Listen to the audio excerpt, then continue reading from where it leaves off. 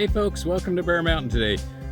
This Wednesday's film is going to be a little bit on the short side because basically what I wanted to do is I wanted to talk to you guys about how, after you finish with the No Dig tulips, use a deep mulch to grow the tulips in.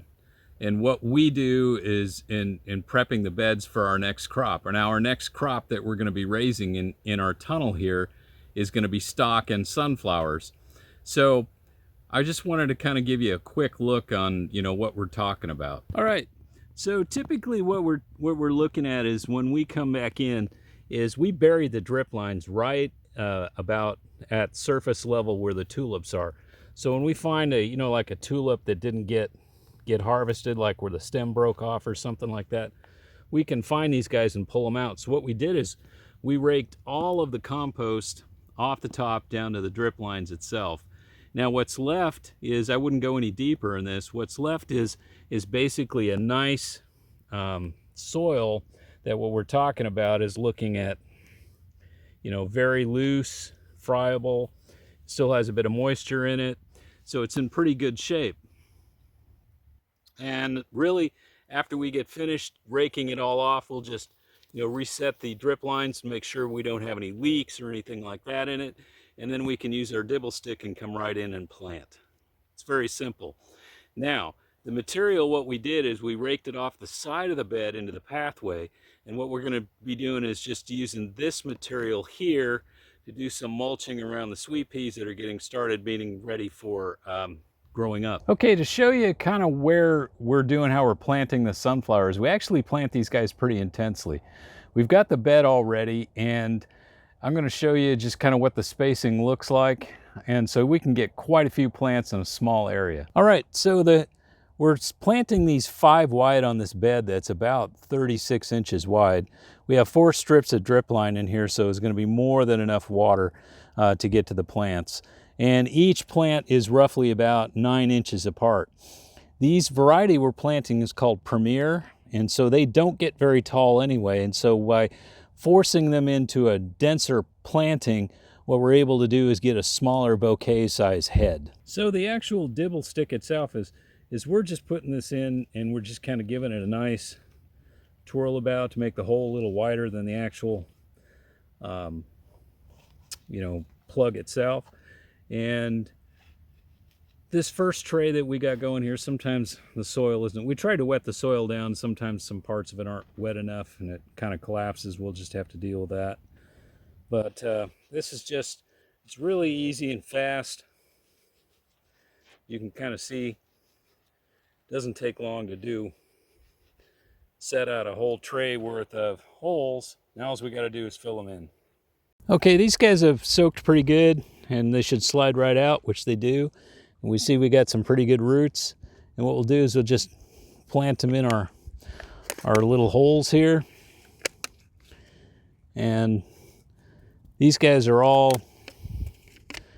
going to be, they were planted about 2 weeks ago. So they're pretty good size, ready to go. They're like on their second set of true leaves. In some of these cases, like if they're really small like this guy, I'm not going to bother with them. So I want to make sure that I put in ones that have a good developed root system and good size. And that is basically all there is to it.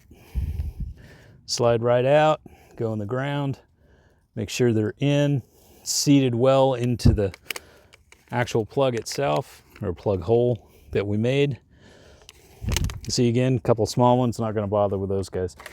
They may actually amount to something, but I don't want to waste the space. Well, that's the first tray we got in, and we'll start fertilizing these guys probably this weekend. Today's Tuesday, so our normal fertilizing day for this tunnel is Saturday, so we'll hit them with our first shot of grass JLF, kind of the same stuff we're using on the scented geraniums and sweet peas, and get these guys rolling. Like I said, they should be, they're about 2 weeks old, and they should be blooming right around Memorial Day or the first week of June.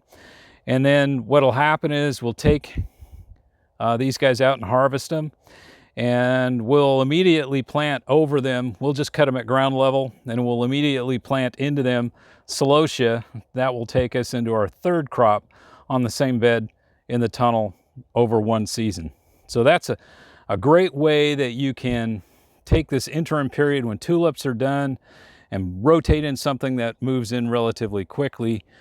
These guys are roughly 60-day type sunflowers, and in this tunnel they'll actually accelerate a little bit.